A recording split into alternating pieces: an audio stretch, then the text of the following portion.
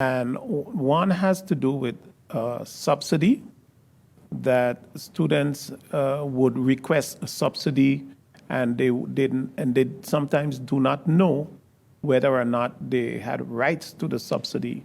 And when a calculation is made, they get a notice that they did not have rights to the subsidy, and then they would have to pay it back.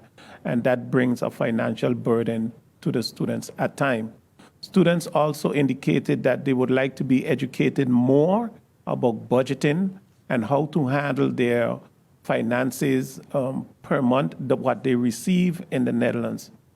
One of the issues that also came about is the issue that is regarding duo, from which the students in the Netherlands receive their part of their study financing monthly. There are issues from past students in regards to paying back this scholarship money.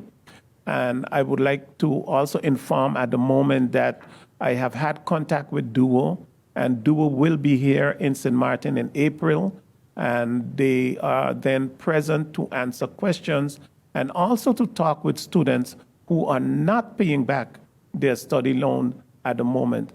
So I am glad to be able to do this because for a long time, it has been queried, how can Duo be on the island at least once a year in order to handle issues in regards to Duo?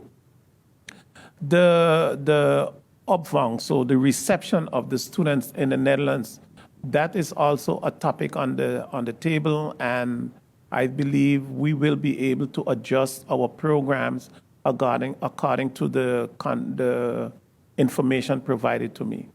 The students that would like to return to St. Maarten, they are also indicating that more information should be brought to them in order for them to be able to make such a decision